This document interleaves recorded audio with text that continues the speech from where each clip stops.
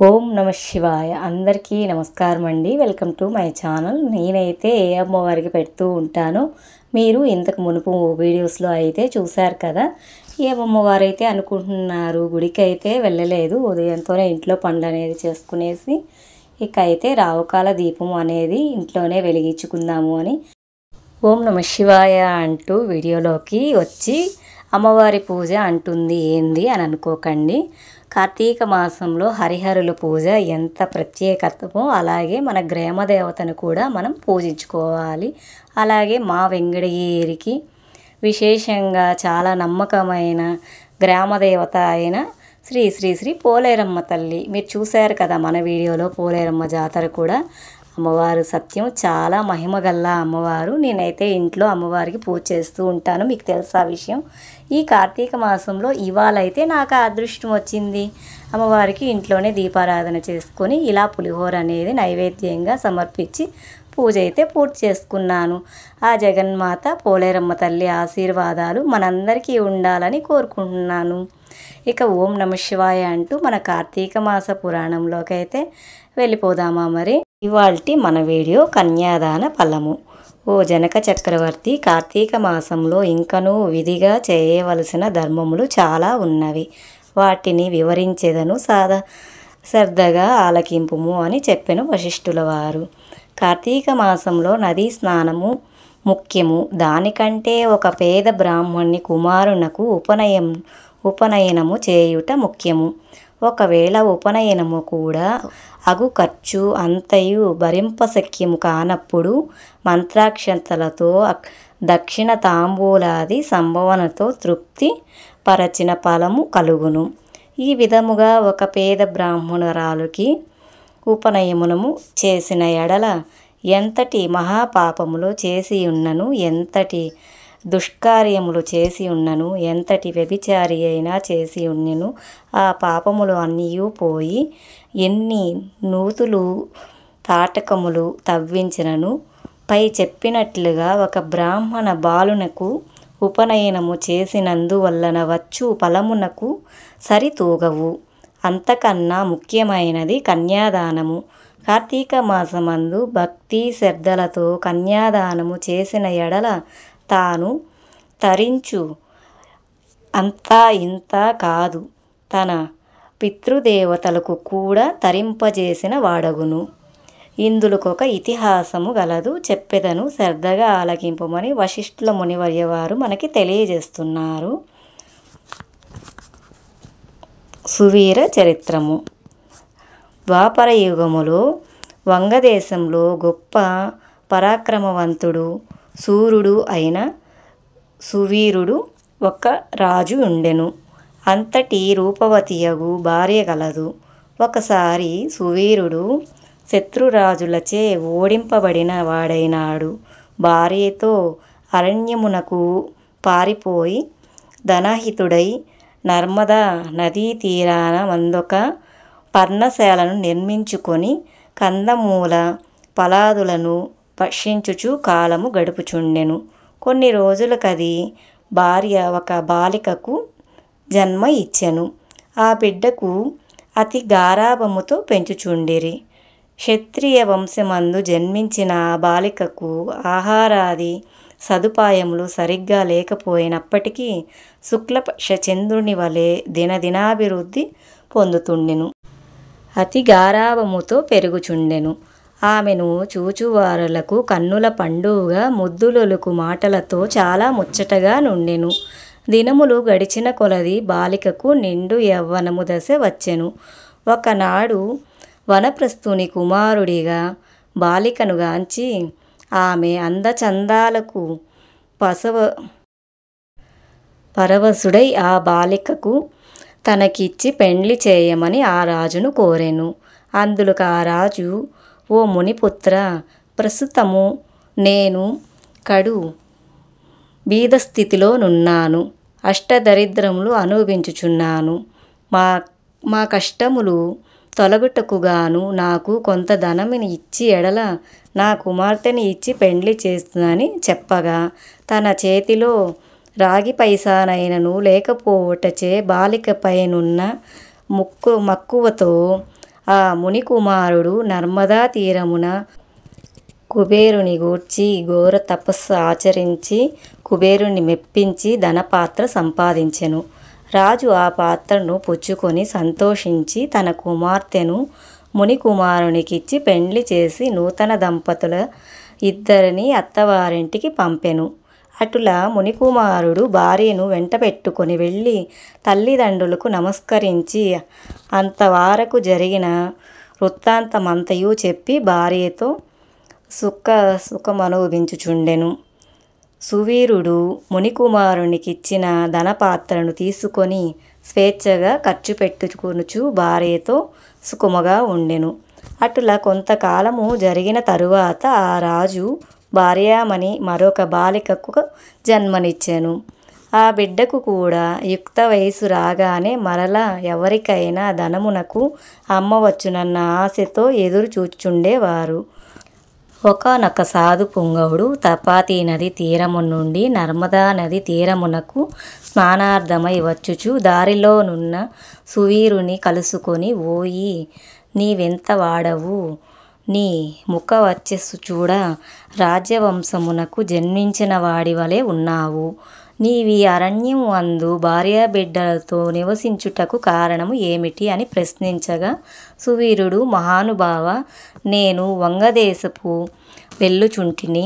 సువీరుడు అను రాజును నా రాజ్యమును శత్రువులు ఆక్రమించుటచే భార్యా సమేతముగా నీ అడవిలో నివసించుచున్నాను.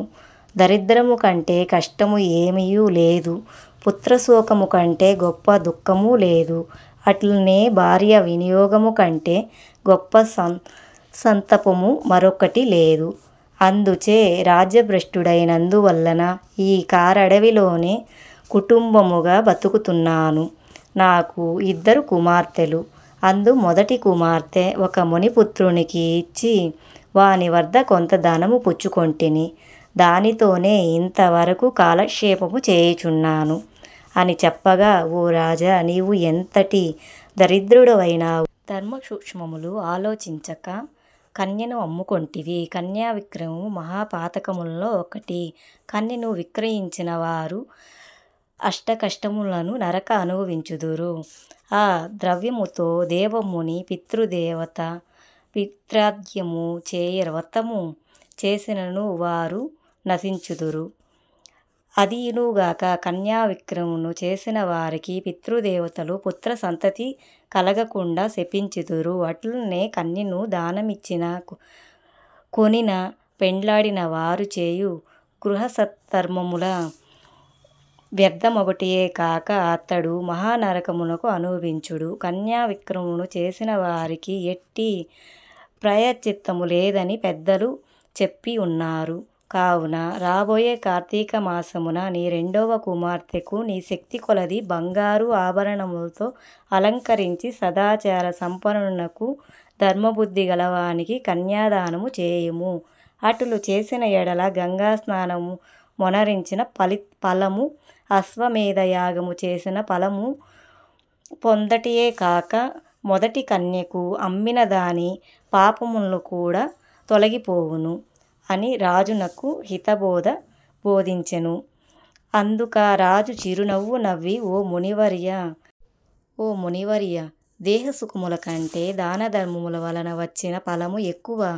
తాను బ్రతికి ఉండగా భార్యాబిడ్డలతో సిరి సంపదలతోనూ సుఖముగా ఉండక చనిపోయిన తర్వాత వచ్చేటి ఏదో మోక్షము కొరకు ప్రస్తుతము ఉన్న అవకాశమును చేతులారా జార విడుచుకునమంటావా? ధనము బంగారము కలవాడే ప్రస్తుతము లోకములో రాణింపగలడు గాని ముక్కు మూసుకొని నోరు మూసుకొని బక్క చిక్కి శల్యమై ఉన్న వారిని లోకము గుర్తించున గౌరవించున. ఐహిక సుఖములే గొప్ప సుఖములు కాన నా 2వ కుమార్తెను కూడా నేను ఇంతటి ధనవంతునికే వారికే ఇచ్చి పెండ్లి చేయుదును కాని కన్యాదానమునకు మాత్రము చేయను అని చిక్కగా ఉండెను. ఆ మాటలకు సన్యాసి ఆశ్చర్యపడి తన దారిన తాను వెళ్ళిపోయెను. మరి కొన్ని దినములకు సుగ్రీవుడు మరణించెను. వెంటనే యమభటులు వచ్చి వానిని తీసుకొని పోయి యమలోకములో అసిపత్రవనమను నరక బాధలను పడవేసిరి. అనేక విధములుగా బాధించుచూ ఉండేవారు. సుగ్రీవుని పూర్వీకుడు అయిన శృతకీర్తి అను రాజు ధర్మయుక్తముగా ప్రజలను పాలించి ధర్మాత్ముడై మృతి చెందెను. పిమ్మట స్వర్గమందు సర్వ సుఖములు అనుభవించుచుండేవాడు. సువీరుడు చేసిన కన్యా విక్రమును వలన ఆ శృతకీర్తికి కూడా యమకింకరుల పాశములతో బాధించి స్వర్గము నుండి నరకమునకు తీసుకొని వచ్చిరి. అంతటా శృతకీర్తి, నేను ఇంతవరకు ఇతరులను ఉపకారము చేసి దాన ధర్మములను యజ్ఞయాగాదులలో నరించి ఉన్నాను, నాకీ దుర్గతి ఏల కలిగెను అని ఆలోచించునుండు నిండు కొలువులో తీరి ఉన్న యమధర్మరాజు కడకి పోయి నమస్కరించి, ప్రభు, నీవు సర్వజ్ఞుడవు, ధర్మమూర్తివి, బుద్ధిశాలివి, ప్రాణికోటినంతయు సమానముగా చూచుచుండుట ఏ పాపమును చేసి ఉండలేదు. నేను నన్ను స్వర్గలోకము నుండి నరకమునకు తీసుకొని వచ్చుటకు కారణము ఏమిటి? సెలవిమ్మని అడిగి ప్రాధేయపడెను. అంతా యమధర్మరాజు శృతకీర్తిని గాంచి, శృతకీర్తి, నీవు న్యాయమూర్తివి, ధర్మజ్ఞుడవు, నీవు ఎటువంటి దురాచారాలను చేయి ఉండలేదు. అయినని ఏమి, నీ వంశీయుడగు సురవీరుడు తన జ్యేష్ఠపుత్రికను ధనమునకు ఆశించి అమ్ముకొనెను. కన్యను అమ్ముకొనేవారు పూర్వీకులు, ఇటు 3 తరాల వారు అటు 3 తరాల వారు నున్న ఎంతటి పుణ్య పురుషులైనను నరకము అనుభవించుటయే కాక నీచ జన్మలు ఎత్తవలసి ఉండును. నీవు పుణ్యాత్ముడైనవు, ధర్మాత్ముడు అయినవు కనుక నీకొక ఉపాయము చెప్పెదను. నీ వంశీయుడు యగు సురవీరునకు మరి ఒక కుమార్తె కలదు. ఆమె నర్మదా నదీ తీరాన తన తల్లి వద్ద పెరుగుతున్నది. నా ఆశీర్వాదము వలన నీవు మానవ శరీరము దాల్చి అక్కడకు పోయి ఆ కన్యను వేద పండితునకు, శీలవంతునకు, ఒక విప్రునకు కార్తీక మాసమున అన్ని సాంప్రదాయాలతో కన్యాదానము చేయించుము. అట్టుల చేసిన ఎడల నీవు నీ పూర్వీకులకు, సువీరుడు మీ పితృగణములకు కూడా స్వర్గలోకమునకు వెళ్ళిదరు. కార్తీక మాసంలో సాలంకృత కన్యాదానమును చేసినవాడు మహాపుణ్యాత్ముడు అగును. పుత్రికా సంతానము లేనివారు తమ ద్రవ్యముతో కన్యాదానము చేసినను లేక విధి విధములుగా ఆబోతునకు వివాహము మొనర్చినను కన్యాదాన ఫలమును కనుక నీవు వెంటనే భూలోకమునకు వెళ్ళి నేను తెలిపినట్లుగా చేసి ఆ ధర్మ కార్యక్రమము వల్ల నీ పితృగణము తరించు పోయి రమ్ము అని పలికెను. శృతకీర్తి యమునకు నమస్కరించి సెలవు తీసుకొని నర్మదా తీరమున ఒక పర్ణ కుటీరములో నివసించుచున్న సువీరుని భార్యను, కుమార్తెను చూసి సంతోషపడి ఆమెతో ఈ వత్తు విషయములు వివరించి, కార్తీక మాసమున సువీరుడు 2వ కుమార్తెకు సలంకృత కన్యాదాన పూర్వముగా చతుర్వేదములు చదివిన యొక్క బ్రాహ్మణ యువకునికిచ్చి అతి వైభవముగా వివాహము చేసెను. అటుల కన్యాదానము చేయుట వలన సువీరుని కూడా పాప విముక్తుడై స్వర్గలోకమునకు నున్న పితృదేవతలకు కూడా కలుసుకొనెను. కన్యాదానము వల్ల మహాపాపములు కూడా నాశనము అగును. వివాహ సమయములో వారికి మాట సహాయము చేసినను పుణ్యము వచ్చును. కార్తీక మాసమున కన్యాదానమున చేయగలిగిన వారి అని దీక్షభూని ఆచరించిన వాడు విష్ణు సన్నిధానమునకు వెళ్ళుదురు. శక్తి కలిగి ఉండి ఉదాసీనగా చూపువాడు శాశ్వత నరకమునకు పోవును. ఓం నమః శివాయ. ఇక్కడికి ఈ అధ్యాయం కంప్లీట్ అయింది. తర్వాత అధ్యాయంలోకి అయితే వెళ్దాం ఫ్రెండ్స్. ఆబోతును అచ్చుబోసి వదులుట ఉచ్చోర్చిము. మరలా వశిష్ఠుల వారు జనకుని దగ్గర కూర్చుండబెట్టుకొని కార్తీక మాస మహత్యమును గురించి తనకు తెలిసిన సర్వ విషయములు చెప్పవలెనను ఆనందంతో ఇట్లు చెప్పసాగిరి. ఓ మహారాజా, కార్తీక పౌర్ణమి రోజున చేయుట, శివలింగ సాలగ్రామమును దానము చేయుట, ఉసిరికాయలను దక్షిణతో దానము చేయుట మొదలగు పుణ్య కార్యక్రమముల వలన వెనుకటి జన్మమందు చేసిన సమస్త పాపములు నశింపజేసుకొనవచ్చును.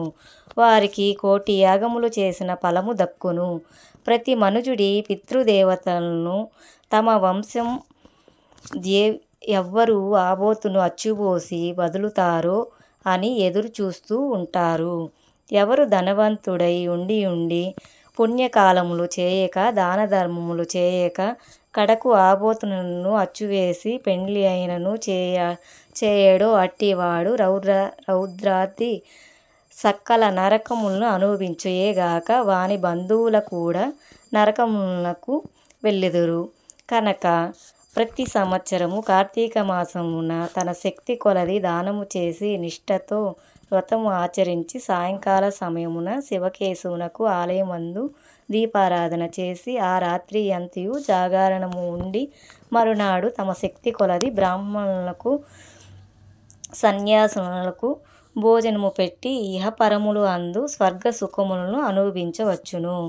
కార్తీక మాసములలో విసర్జింపవలసినవి: ఈ మాసమందు పరాన్న భక్షణ చేయరాదు, ఇతరుల ఎంగిలి ముట్టకూడదు, ఇతరులకు తినకూడదు, శ్రద్ధ భోజనములు చేయకూడదు, నిరుల్లిపాయ తినరాదు, తిలదానము పట్టరాదు, శివార్చన సంధ్యావందన చేయని వారు వారింట వంటలు తినరాదు, పౌర్ణమి, అమావాస్య, సోమవారముల నాడు సూర్యచంద్ర గ్రహణపు రోజుల యందును భోజనము చేయరాదు. కార్తీక మాసమున నెల రోజులు కూడా రాత్రులు భుజించరాదు. ఈ విధముగా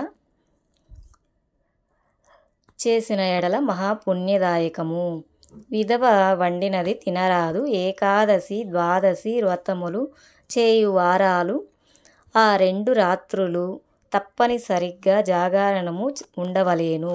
ఒక్క పూట మాత్రమే భోజనము చేయవలేను. కార్తీక మాసంలో తైలము పూసుకొని స్నానము చేయకూడదు. పురాణములను విమర్శించరాదు.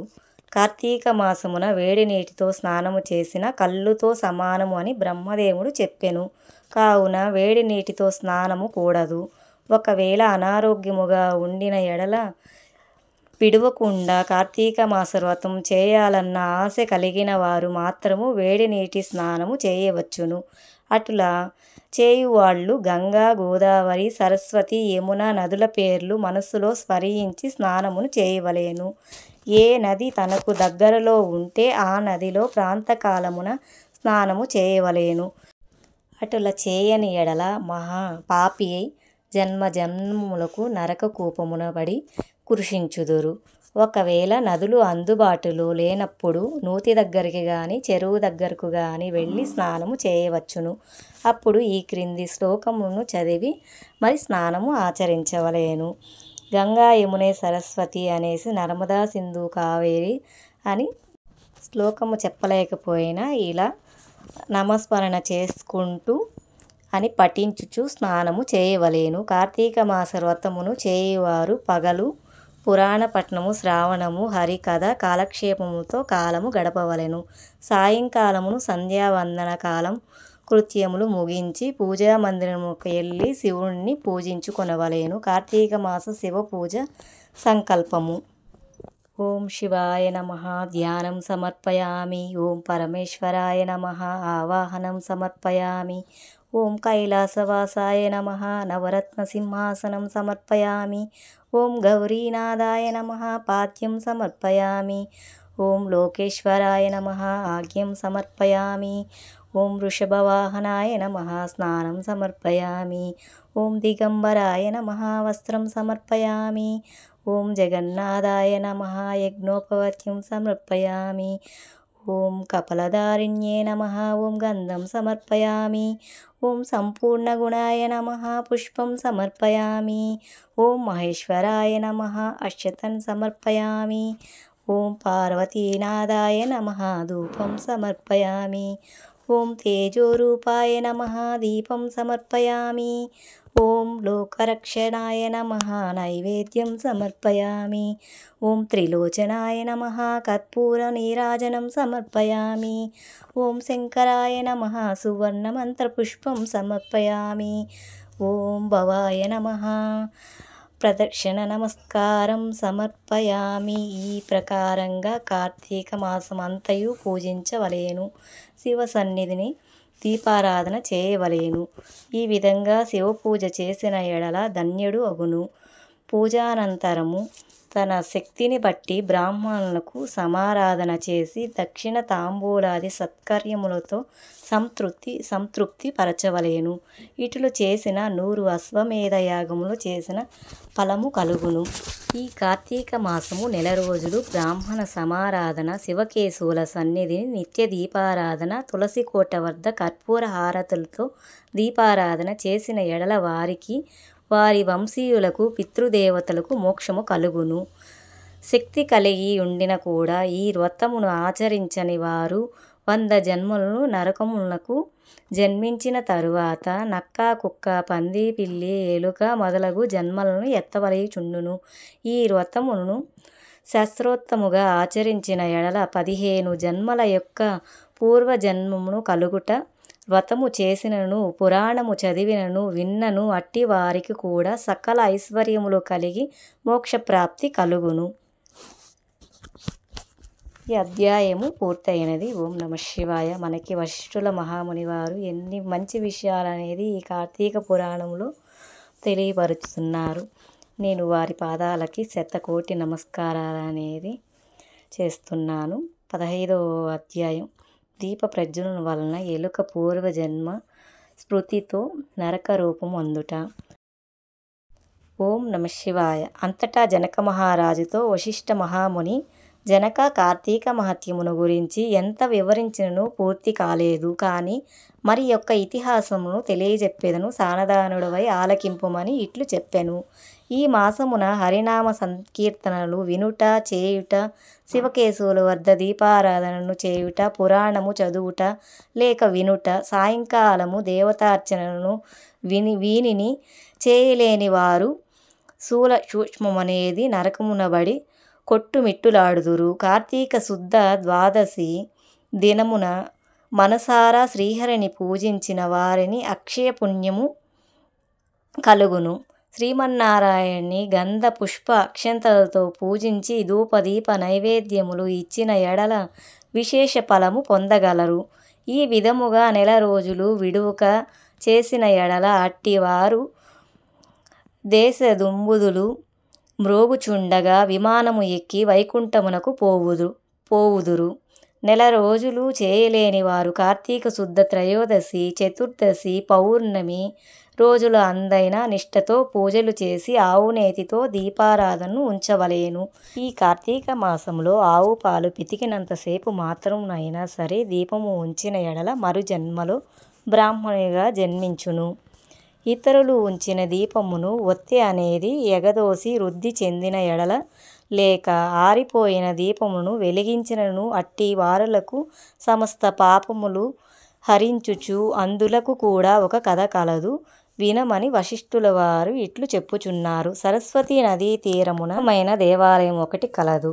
కర్మనిష్ఠుడు అనే యథార్థ హృదయకుడగు ఒక యోగి పుంగవుడు ఆ దేవాలయము వద్దకు వచ్చి కార్తీక మాసము అంతయు అచ్చటనే గడిపి పురాణ పఠనము చేయుచు తలంపుగా ఆ పాడుబడినయున్న దేవాలయమును శుభ్రముగా ఊడ్చి నీళ్లతో కడిగి బొట్లు పెట్టి పక్క గ్రామమునకు వెళ్ళి ప్రమిదలు తెచ్చి దూదితో వత్తిలు చేసి 12 దీపారాధనలు ఉంచెను. స్వామిని పూజించుచు నిష్ఠతో పురాణమును చదువుచుండెను. ఈ విధముగా కార్తీక మాసం ప్రారంభము నుండి చేయుచుండెను. ఒకరోజు ఒక మూషికము ఆ దేవాలయంలోకి ప్రవేశించెను. 4 మూలలా వెతికి తినడానికి ఏమీ దొరకలేనందున అక్కడ ఆరిపోయి ఉన్న వత్తిని తినడానికి వెళ్ళెను. ఆ వత్తిని నోట కరుచుకొని పక్కనున్న దీపము వద్దకు వెళ్ళి ఆగెను. నోట కరుచుకుని ఉన్న వత్తి చివరకు అగ్ని అంటుకొని ఆరిపోయిన వత్తి కూడా వెలిగి వెలుతురుని ఇచ్చెను. అది కార్తీక మాసం అగుట వలన శివాలయములో ఆరిపోయిన వత్తి వెలిగించుట వలన ఎలుక వల్ల వెలిగింది కనుక దాని పాపములు అన్నీ పరిహరించుకుపోయి పుణ్యము కలిగినది ఎలుకకు. వెంటనే అది రూపమును మారి మానవ రూపములోకి వచ్చి నిలబడెను. కార్తీక మాస దీపారాధన ఫలముచే ఎలుక మానవుడవుట. ఓం నమ శివాయ.